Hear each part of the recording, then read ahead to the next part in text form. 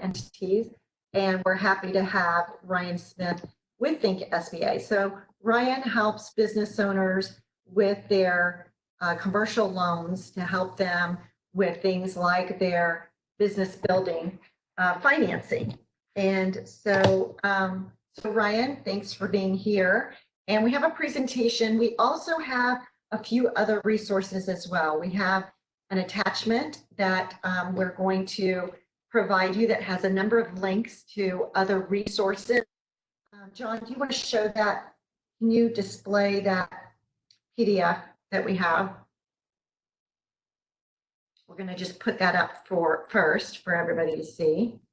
Okay, so these are some legislative updates that we can get to you that has a number of great links for people's resources. Great. And then Ryan, can you unmute? And so what I know a lot of people want to hear, they want to hear the ins and outs of the Paycheck Protection Program and the Economic Injury Loan Program.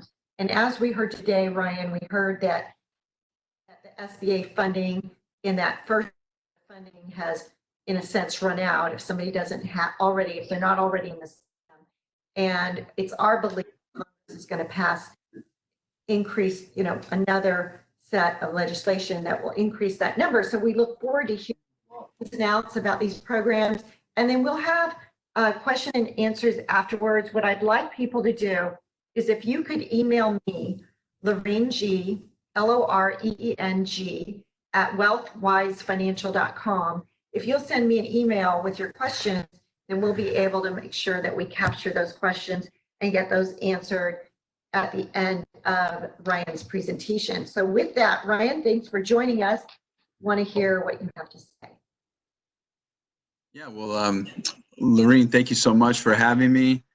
I really appreciate it. Is now the appropriate time for me to share my screen? Yeah, you can, or we have your presentation. Would you rather share your screen and do it yourself?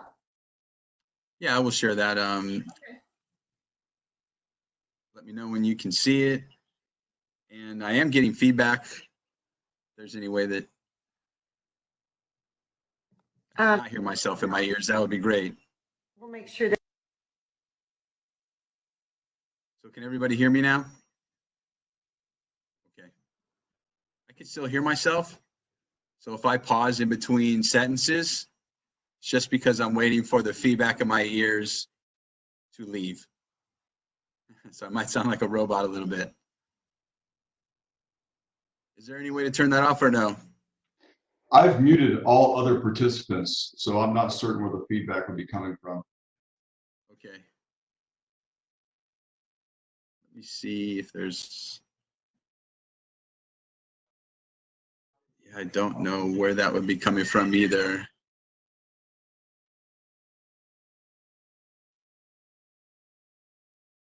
See if there's Can you maybe try taking your headphones out and going through the presentation and then putting them back in for the Q&A?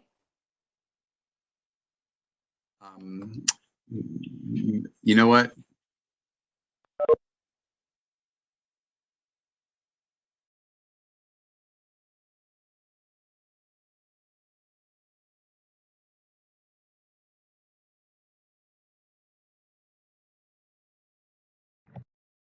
Ryan, then we couldn't hear you. You went mute. You're mute right now. Oh, we lost you, Ryan.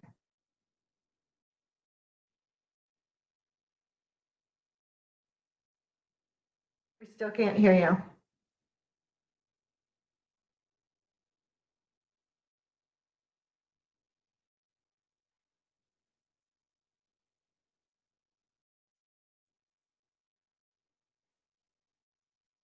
Ryan, we can't hear you. Can you guys hear me now? Now we can hear you. Perfect.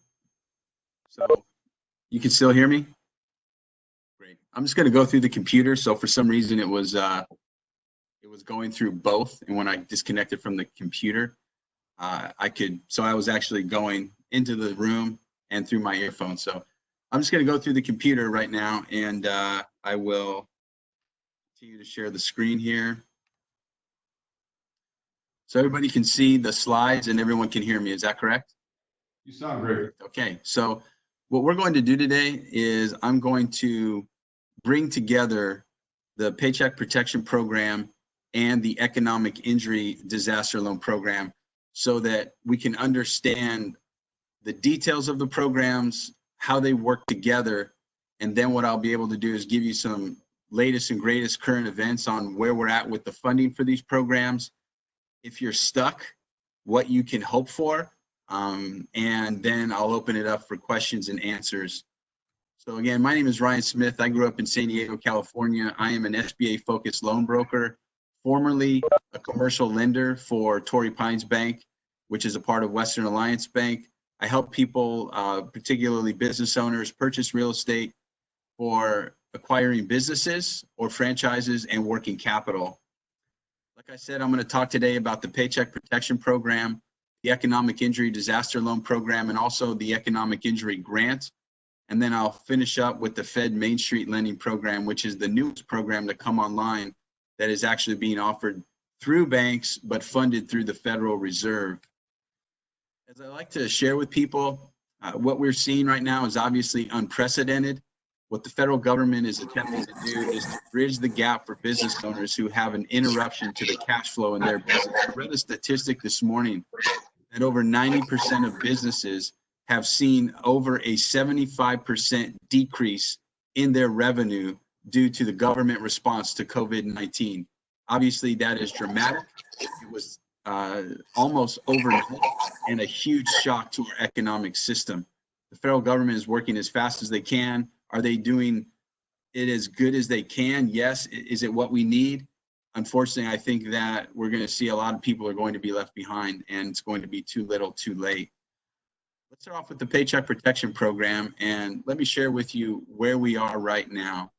As many of you know, the federal government a few weeks ago passed legislation called the CARES Act. Within the CARES Act was a lending platform called Paycheck Protection Program, PPP program. That program is offered through the banks. And what that program was designed to do was to stabilize the workforce. I spoke with literally hundreds of business owners over a 2 to 3 week period. And many of them, especially the hospitality and food and beverage industry, had to lay off people very quickly to stabilize their cash flow because they had very little revenue coming in. That obviously increased the number of unemployment requests and started a chain reaction where people weren't able to pay utilities, rent, mortgage, etc. So what the federal government tried to do was step in with an unprecedented program called the Paycheck Protection Program to stabilize individual employees and those businesses so they would have the cash flow to essentially survive, buy food, pay their utilities, pay their rent, etc., etc.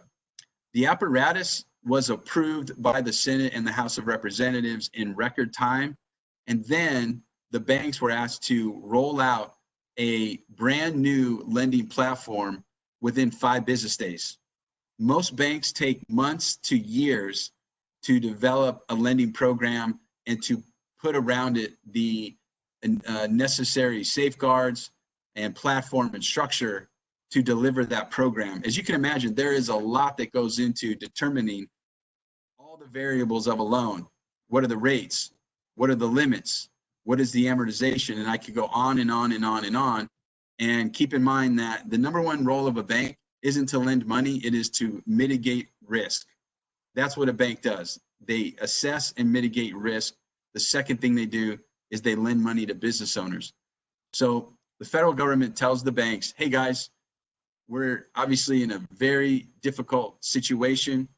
This is a new lending platform. By the way, you're the ones who will administer it. We need you to have all hands. The goal of this platform is to stabilize the cash flow for businesses who then in turn will disseminate those funds to their employees so they can continue to live their lives. Hence the name Paycheck Protection Program.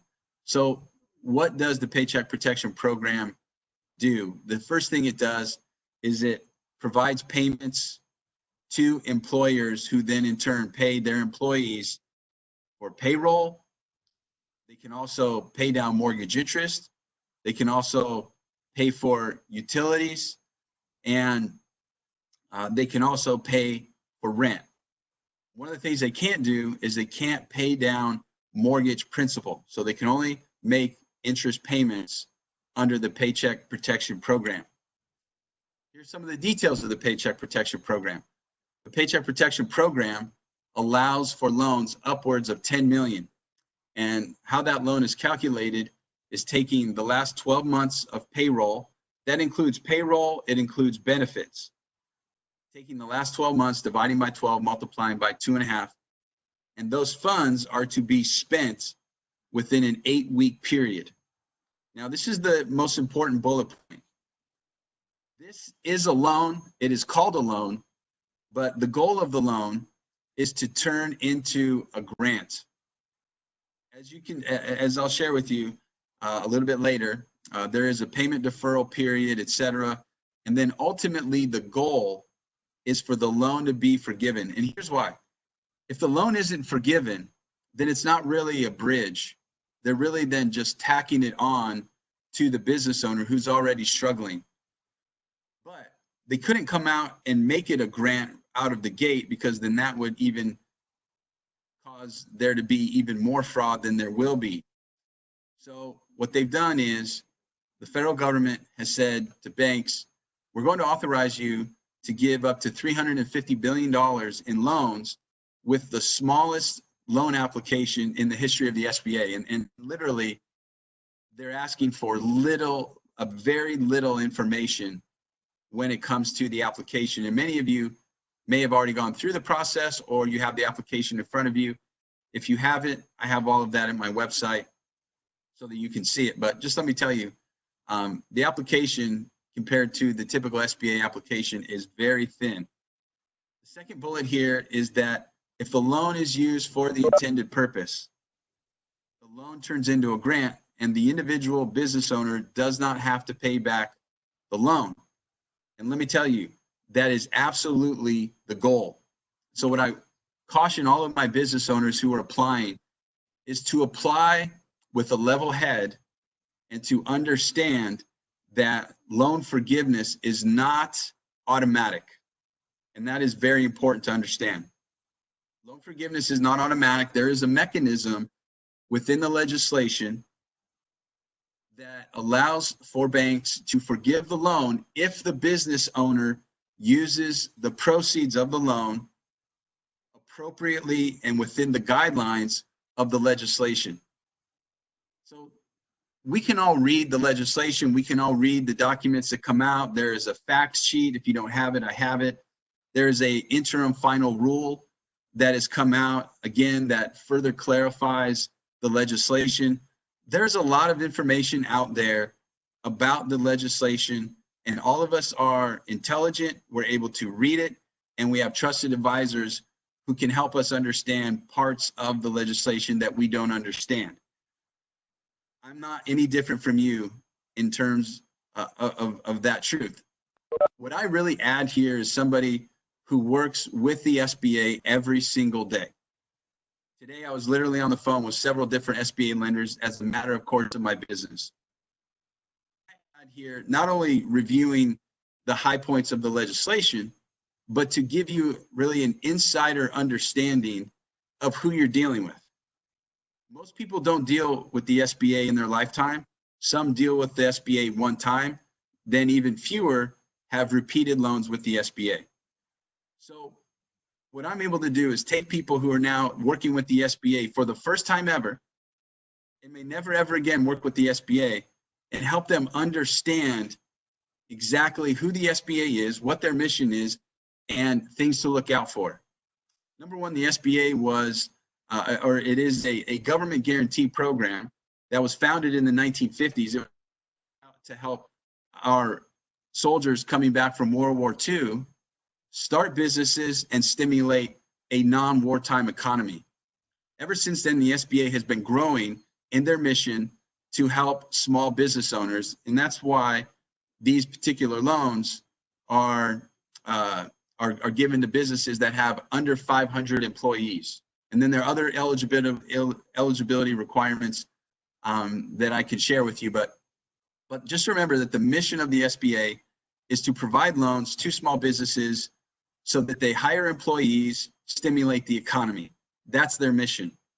Another thing that you may not know is that fraud is committed against the SBA every single day.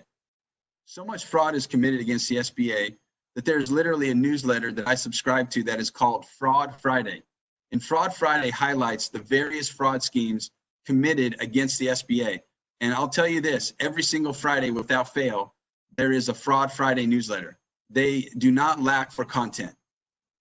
The federal government, the DOJ, the Senate, the House of Representatives, and especially the SBA know that the PPP is going to be fraught with fraud. I saw an article today that highlighted the very fact that the federal government is gearing up to prosecute fraud in relation to the CARES Act, to the various stimulus packages, and to the Paycheck Protection Program. Fraud's going to come from various places. Fraud will come from brokers, people like me, who are fraudulently charging to complete applications. Fraud will come from criminal enterprise, who are going to create businesses out of thin air. Literally, businesses that did not exist 2 weeks ago will exist on paper for the very purpose of getting money from the federal government. They know that. Here's why I bring that up. The federal government, in an unprecedented move, has given 100% complete immunity. They have literally indemnified the banks from how the borrowers complete the applications. Again, let me restate that. The banks are not going to be held responsible for how business owners complete the loan application for the Paycheck Protection Program. What that means is the banks have carte blanche authority to fast and furiously complete and submit these loan applications with very little oversight. And what that means for you, who is honest and is definitely not going to commit fraud against the SBA, is that the first thing you want to make sure is that you complete the application in a way that is precise, both in the amounts you request and in the way that you answer the questions on the application.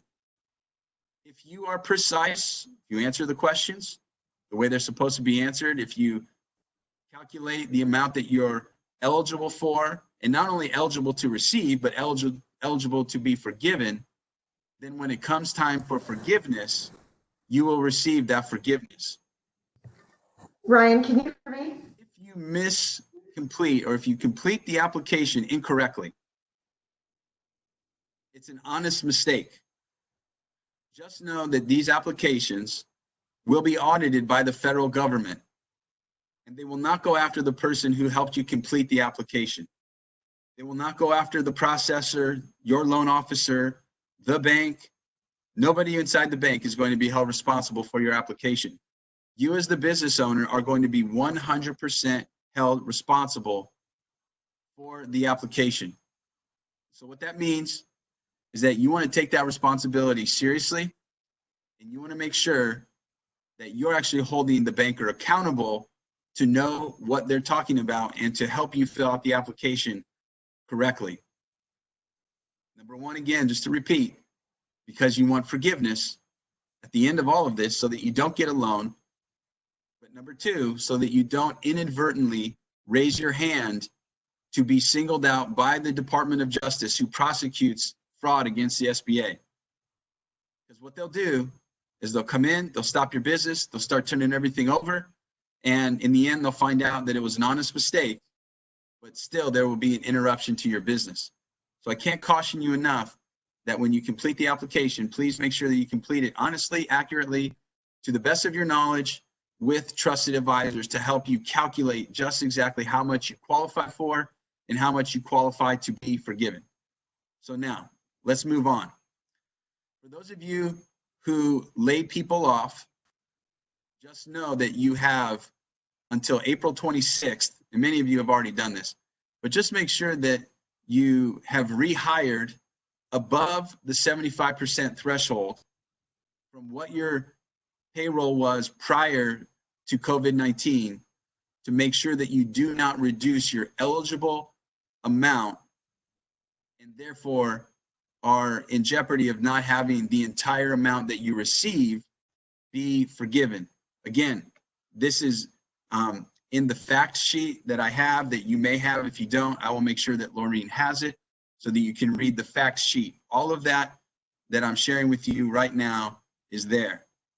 So that brings me to my next bullet, that the answer is yes, you can rehire for those of you who have a question. As Loreen alluded to, the Paycheck Protection Program is essentially at this point in time completely tapped out, meaning that everybody that is in line will either be funded in the first tranche, and if the door closes on them, and no one knows exactly when the door will close, but they'll find out from their bank. But when the first tranche closes, the hope and the goal would be that Congress will approve a second tranche. Now, this second tranche of $250 billion was put before the Senate well over a week ago, and the Senate was not able to unanimously pass the legislation. The SBA, Trump's cabinet, they're still urging the Senate to pass this additional $250 billion in funding for the Paycheck Protection Program. At this point, what I'll do is talk a little bit about the deferment. So loan payments are deferred for up to 6 months from when you get the money. As many of you know, the application process started April 3rd for business owners, April 10th for contractors, and that you apply through approved lenders. Now let me stop there. I've received, again, hundreds of calls from business owners who bank with the bigger banks. The bigger banks have had a tough time providing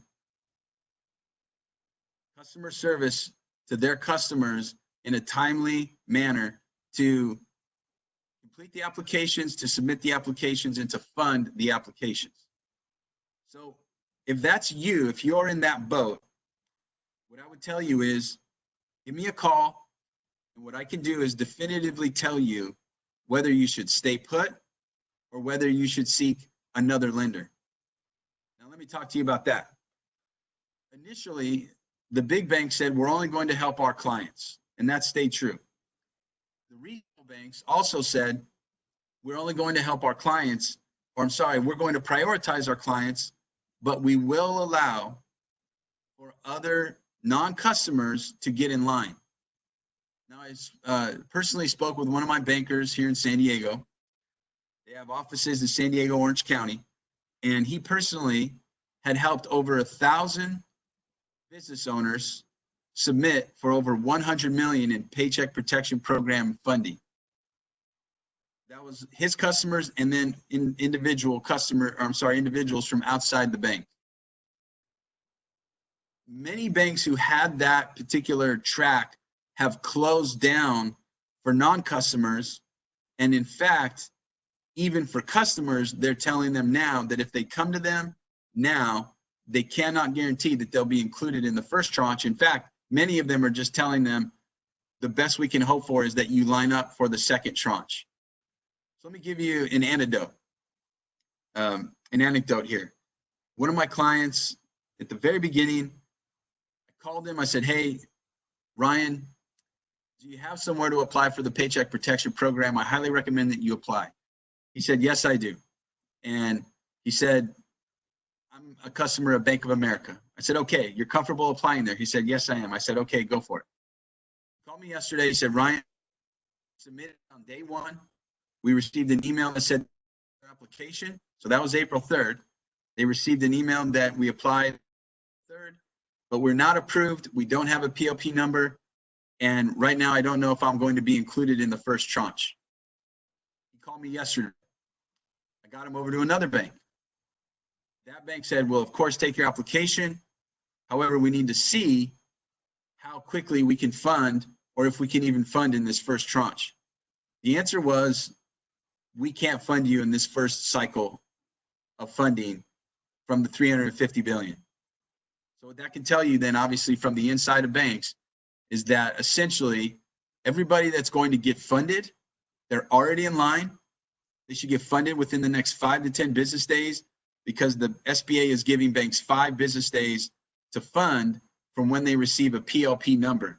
And a PLP number, so that you understand the process, is the number assigned to a loan when banks submit their loan application to the SBA through their particular software program. So the bank is required to fund 5 days after they receive the PLP number. Now, let me tell you a little bit about the banks. Not all banks are created equal. I just spoke with an individual who's a friend of mine, and he called me because the bank that he's with, which is a local bank, they took his application April 3rd. They submitted it to the SBA yesterday. So they sat on it for that long, almost 2 weeks, and he's going to get his PLP number probably tomorrow. That means he did everything right. He's not going to get funded in the first cycle. On the contrary, I spoke with another banker, a friend of mine. He said, Ryan, he said, we were turning these around in a few days, getting PLP numbers and funding the next day. They're both regional banks. They're both good banks, but not all banks are created equal. One of the things that the bank did that delayed the funding, I can tell you what they did, because I have intimate knowledge of who they are and what they do. What they did was they underwrote the loan, which is not what they were supposed to do. They were supposed to take the application, realize the loan was going to be forgiven ultimately anyway, and that the goal is to get the money in the hands of the employer, who can then transfer that to the employee through payroll. They didn't do that. They unfortunately, they conducted enhanced underwriting even with their own customers. This particular customer that called me that had his package delayed over 2 weeks is literally a 20-year customer with lines of credit, business accounts, personal accounts, and he's personal friends with the CEO since childhood. Yet they delayed his application. That should never have happened. Again, not all banks are created equal. If you're in that position, give me a call. I can tell you whether or not you should move on or whether you should stay with your existing bank. This program is open through June 30, 2020. One of the things that I want to close with is the application itself. And I want to draw your attention to the second certification. And I want to remind you that this is unprecedented in the history of the SBA. A typical SBA loan, you complete an application, you provide all of the information, and the bank on the front end confirms all of the information to the T. I mean everything. They pull your credit, they look at your bank statements. Everything that you state is confirmed before you ever get to loan committee. This is completely different. Instead of doing that, they're asking you to certify. So as the business owner, they're literally asking you to say, on Scout's honor, I promise that this is true. The second certification, I'm going to read it for you because I want you to see the seriousness in which the SBA takes these applications and your attestations to what is indeed true and accurate. The second certification that is required is that the funds will be used to retain workers and maintain payroll or make mortgage payments, lease payments, and utility payments. And then here's your certification. I understand that if the funds are used for unauthorized purposes, listen to that. I understand that if the funds are used for unauthorized purposes, it doesn't say by mistake or intentional, but if you use the funds for unauthorized purposes, the federal government may pursue criminal fraud charges against you. So here's the one anyone that I speak with to fall into. You're the business owner. You get the funds. You commingle the funds. Somehow someone writes a check. The check was from the funds that you received, and it went for an unauthorized purpose. The SBA, or they pull your loan at some point, they find this out, and they come after you.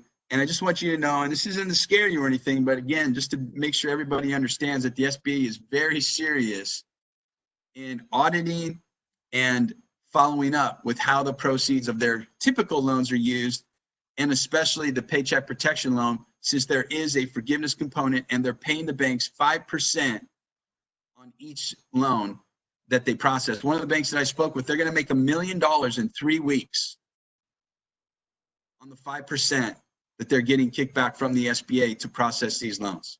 So there's a lot of money there that's coming from essentially you and I, who are the taxpayer, funneling through the SBA to these banks. They're going to make sure that the funds were used appropriately for what they were supposed to be used for. And if they're not, they're going to hold the individual applicant accountable, as I shared with you. Now, I'm going to go on to the economic injury disaster loan. Don't worry, I'm not going to spend as much time on it. I'll go through it. I'll share with you how it rolls into the Paycheck Protection Program, some of the hardships that were seen there by individual business owners who tried to apply. And then I'll spend even less time on the Fed Main Street program, and then I'll open it up for questions. First of all, the economic injury disaster loan is almost fully tapped out as well. The executive director of the SBA, she tweeted that out today. And really, I'll tell you, if you don't follow the head of the SBA, her name is Jovita Carranza. Find her on Twitter. That's probably our best source of information, because she's literally tweeting updates every single day and sometimes moment by moment. But just to understand, the economic injury disaster loan is designed to be a local or regional disaster loan program due to natural disasters, hurricanes, tornadoes, fires, earthquakes, etc. It was never designed to be all hands on deck for the entire country at once. It was meant to support hundreds of businesses, not thousands and thousands and thousands of businesses at once. And because of that, some of you may have experienced this when this happened a couple of weeks ago before the CARES Act was passed, several weeks ago now, middle of March. This was all people had. And so they were going online, filling out the application. Well, the application was shutting down. In fact, it shut down for well over a day. Then there was another iteration of the loan application where they said, okay, instead of going online and filling it out online, now we want you to fill it out on paper. Print out the PDF form, sign it, get it back to us. Mail it to us, fax it to us, whatever you have to do. Then they shut that down. And now there's the final third iteration, which is the streamlined loan application. So here's what I'll say. If you filled out the EIDL and you haven't heard anything, go online now, fill out the streamlined loan. I have heard of people getting paid through the EIDL, though it's few and far in between, and there's a lot more funding that needs to take place. Now, some of you have heard of the 10,000 Economic Injury Disaster Grant. Now, that grant was initially to get $10,000 out to people who were struggling to stabilize them in the short term. That's fully forgivable. Now what they've said is that they didn't, so let me back up. As of last week, nobody, and this is from the SBA, received that $10,000. So that $10,000 was supposed to go out within 3 business days from application. And again, the whole system broke down. The way it was intended did not work. If it were a private organization, you'd have the worst Yelp reviews on the planet right now, but it's the federal government, so it doesn't matter. But they did not fulfill their promises. Now that 10,000 is per employee. So essentially they'll give you $1,000 for every employee, up to 10,000, so that those small businesses who have up to 10,000, 10 employees can get to 10,000 as quickly as possible. Again, I haven't heard of anyone receiving that. I follow people on Twitter who do what I do. They do it on a larger scale. They haven't heard of anyone receiving that. So who knows if people are really receiving the $10,000 that is fully forgivable. Now, there is a provision within the Paycheck Protection Program, and this is where I'm going to share with you how you can use these together. So as you can see on the screen, that there's a lot of overlap in the EIDL, but there's a bullet point here that says meet increased production costs. So there is a component of the EIDL to leverage both programs, the Paycheck Protection Program and the EIDL.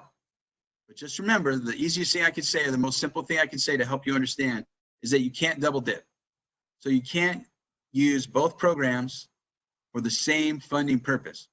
But keep in mind that the EDIL is not determined on a time frame like the PPP. The PPP, you get the money, you use it for 8 weeks, it's over. You got to use it within that 8-week frame time or period of time. Go ask for forgiveness.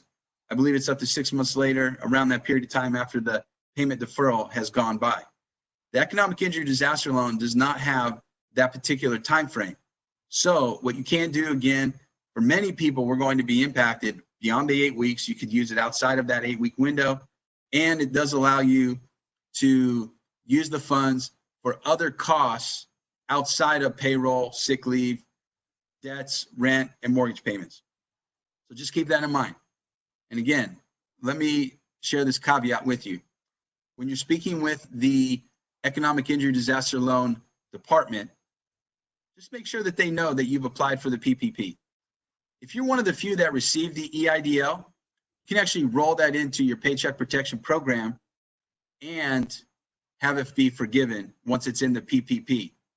I don't know if that is anybody in this meeting, but if that is you, you can do that. And if you did that, very good.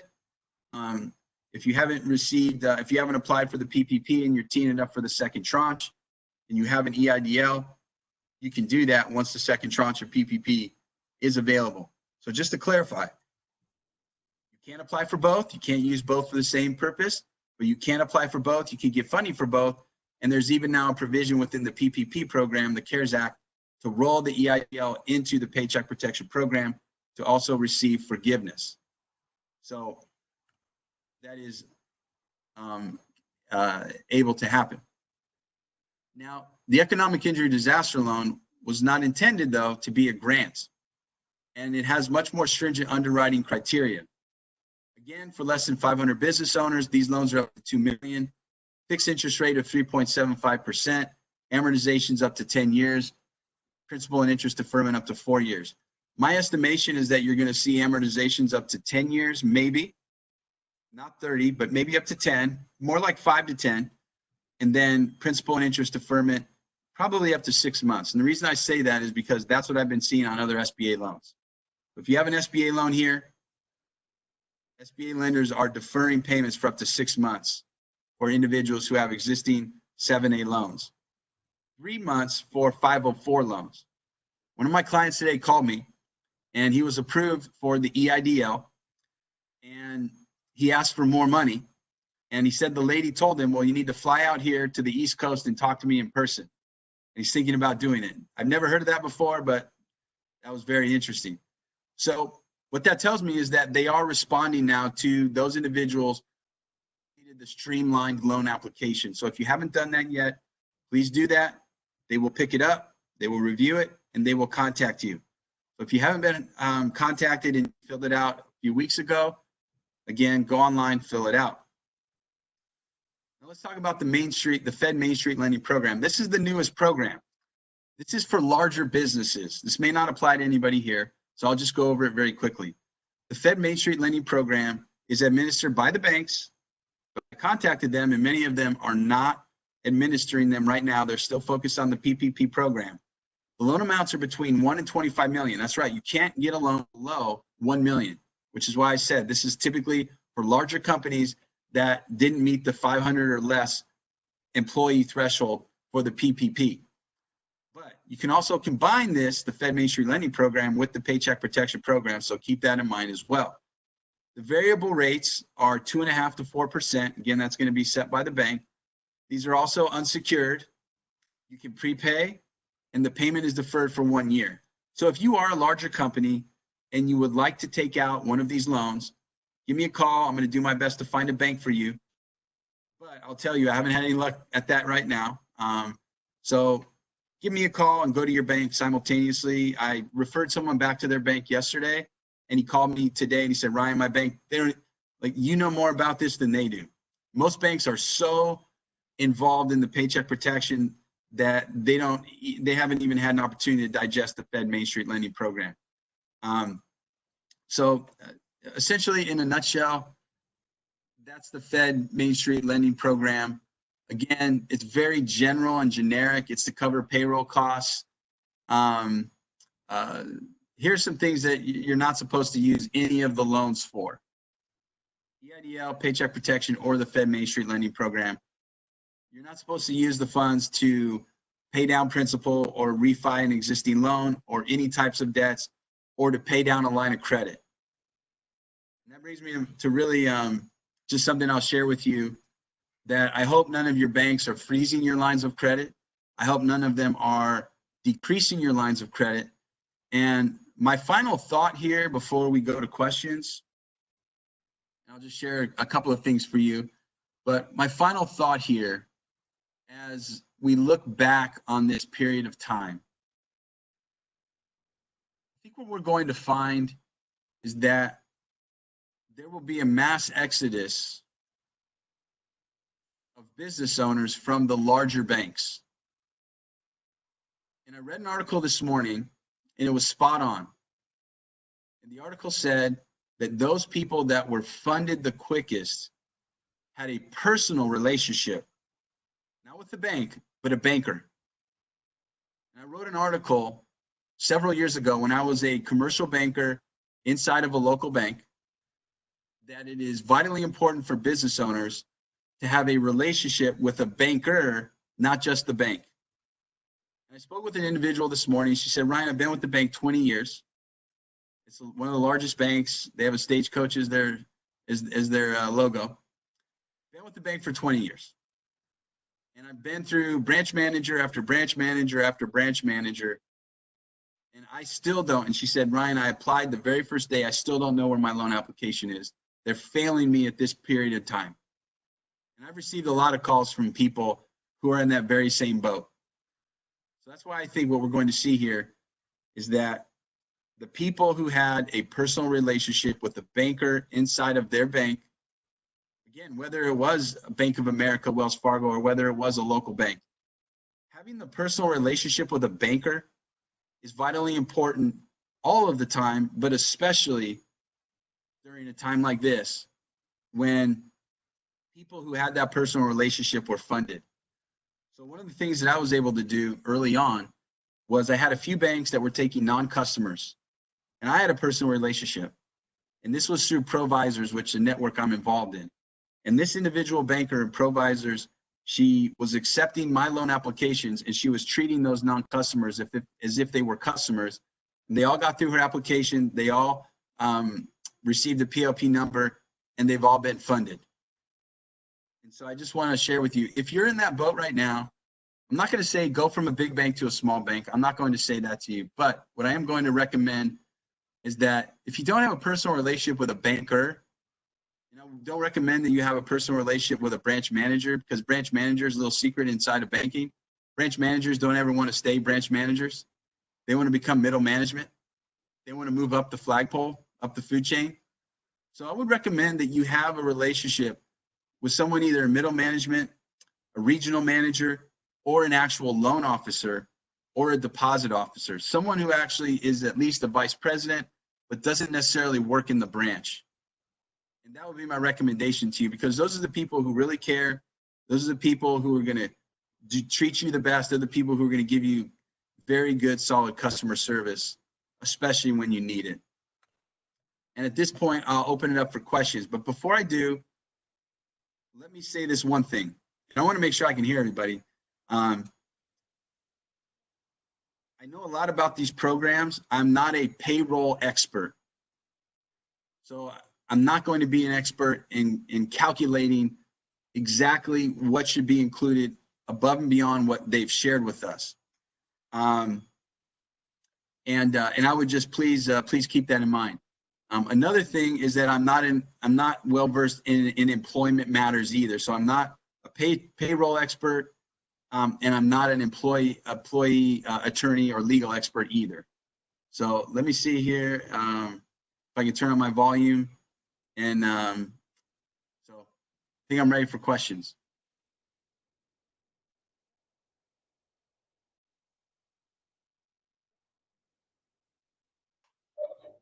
I think that Loreen might have some questions if she can relay them.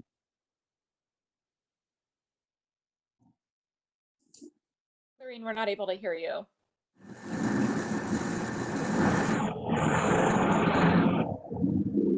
Now can you hear me? Okay, great. Thank you so much for that presentation and the great information. We do have a number of questions. Can you go back to the EIDL slide? Can you put that back up for us? I think there's lots of questions on both EIDL as well as the PPP program, but when it comes to the EIDL, how is the SBA processing those applications? Do you know if they're prioritizing businesses by number of employees, or is it simply by the number, in other words, first in, and those will be the first people that get the callbacks, because everything that I've heard on the EIDL is that once you make that application, you will get a phone call from an SBA officer probably within 2 weeks of applying for that. What are you hearing? Everything that I've heard is first come, first serve. And I'll say this, the individual that I spoke with today who was invited to fly out, he literally called the individual every single day. So from initial contact, he said he called her every day. The squeaky wheel gets the grease. Okay, so we have a few questions. So when it comes to the PPP program and the loan forgiveness part of it, is let's say if your staff is down 25% or more, is it by a percentage basis on how that's going to be forgiven? Is it, in other words, is it either all forgiven or none of it forgiven, or is there some kind of by percentage basis? Do you know how they're working that forgiveness program? Yeah, so let me read from the fact sheet that addresses it here. It says your loan forgiveness will be reduced if you decrease salaries and wages by more than 25% for any employee that made less than 100,000 annually. So it does sound like it will be reduced, but that it will not be eliminated. Just be, again, what I encourage people to do is when they're filling it out, again, have a trusted advisor, but then when you're with your banker, make sure that you highlight these questions. Make sure you highlight them, you discuss them, and you make certain that they understand from within their bank exactly how you should calculate on your specific situation. Okay. I want to agree with what Ryan said about using the regional banks. We are at Wealthwise Financial. We refer our clients to the regional banks. We have very strong relationships with those banks, and we encourage our business owners to be working with them, because this is when the rubber hits the road. This is when you see if your banker is there or not. And it is the regional banks that have been the most responsive. And we do have relationships with banks, and you guys can contact us for those contacts. So another question, Ryan, is many business owners have they have the money going into their bank account, let's say the PPP money that comes into their bank account, which may automatically sweep to a line of credit drawdown, pay down. That's just the way the bank account is set up. Do these people need to talk to their banker about that? Because like you said, they need to be sure that they can track that money is being spent on payroll. What do you suggest in that case if their bank account is set up for an automatic sweep to pay down debt? So again, great question. My background actually is in treasury management, so I completely understand the structure there. And here's what I recommend, and the bankers should be recommending this as well. So I highly recommend that you establish a new checking account specifically for the proceeds of the PPP. So if you can do it in time where the funds are swept automatically into that account, that's great.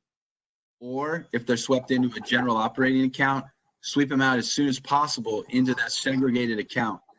I had someone say, well, you can account for those in your accounting system, and so you don't have to do that. Well, you can do that, but again, how many business owners are the ones doing the pay or who are doing the payroll, who are doing the books? Very few of them.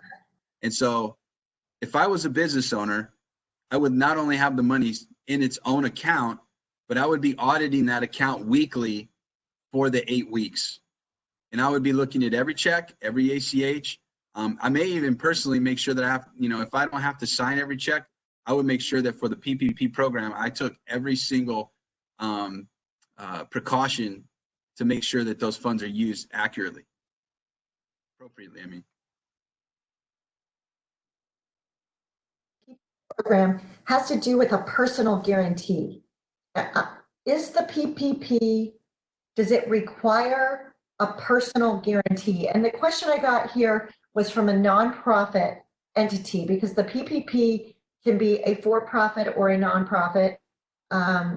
And and on the EIDL. Are these requiring a personal guarantee? So this is a three-part answer, and the two really quick. PPP, no personal guarantee. Economic injury disaster loan, guarantee. Unlimited, by the way, just so everybody knows. Unlimited guarantee. However, here's the third part. If the economic injury disaster loan, again, if, very few people I think are going to actually be in this particular circumstance, but if the EIDL is rolled into the PPP, goes from being a guaranteed loan, and now it takes on the form of the PPP, which is not guaranteed. And let me just emphasize, the EIDL requires not only a personal guarantee, but also collateral, typically in the form of real estate, above $25,000. And that's usually, if you own a home, that's usually your primary residence. The PPP does not require any collateral or a personal guarantee. That collateral could be a business building as well, just some kind of real estate? If there's equity in the business building, yes, it can be. And I don't want to get too technical, but what the SBA considers equity is lendable equity. And what lendable equity is you take the top line value of the property, you subtract 15% of that value, and then that becomes your top line lendable equity, and then subtract the principal balance of the loan, and then that becomes your actual lendable equity. So if you have a building that's worth $1 million, the top line would begin at $850,000. If you have a mortgage of $500,000, you have lendable equity of $350,000. Got it. Okay, and so on the EIDL, you have on here meet increased production costs. So can that be equipment, purchasing equipment? So yeah, I abbreviated that a little bit. And what that bullet is for is to meet increased production costs due to delays or destabilization of the supply chain. So for instance, business owners who are tied to China, if their container didn't ship, or if their container was stuck, if there's some reason why their product in the supply chain wasn't able to make it on shore, or it wasn't even that it wasn't able to make it on shore, they got shut down. They got told, hey, you can't come to us. And then they've got to meet increased production costs, and let's say manufacture in the US, their pivoting is going to cost them more. They could actually seek funds for those purposes. Okay, and what about equipment? So the funds are not supposed to be used to purchase anything new. Even if that's to meet production requirements right now? That would be a good question for the actual SBA to make that determination. And so once again, I just want to point out on the EIDL, that money comes directly from the SBA. And so if you apply for EIDL, when you're speaking to the SBA loan officer, you can ask these questions. The job of that SBA loan officer is to figure out what you are qualified for, what it can go to, and we'll go over these specifics. But we're just trying to get a handle here a little bit more on it. And when you say here, Ryan, to pay business obligations, including debts, what on the EIDL, what debts are you aware of that can be paid off? So again, that just refers back to debt obligations. That includes the interest expense, not the principal. Not the principal. Yeah, not the principal. And one thing I'll just say, and Loreen, you're exactly right. The EIDL has a lot more flexibility, and it's because of its origin being, let's just say, a building that was decimated, or part of it, was in a fire. And obviously the virus didn't cause any of that, right? I mean, we don't have any buildings that are partially damaged or anything like that. So that's why the EIDL does have room in that program for funding outside of, for instance, just stabilizing payroll, utilities, rent, et cetera. And you know what? I think it makes a lot of sense, Loreen, that For instance, if you have to bring your manufacturing in-house and you need to buy equipment, that may be something that can be, it can be used for. Check with the SBA. It's certainly something to think about. And a couple of points I want to make on the PPP. When you are applying, or if you already have, know that you can include the retirement plan contributions that you made for employees on, for instance, a safe harbor contribution. However, the guidance that we have been given from the third-party administrators that we work with is that you cannot include your cash balance, your defined benefit contributions there, or your profit sharing contributions. That is, at least so far, the information that we have received, but that you could include your safe harbor contributions in that amount. Once again, that's the advantage when you apply for EIDL. When you get an SBA loan officer on the phone, their job is to go through everything, including they'll reference back your PPP application. So make sure you talk to that person about everything, including your PPP application. Let's see what else I wanted to mention on these loans.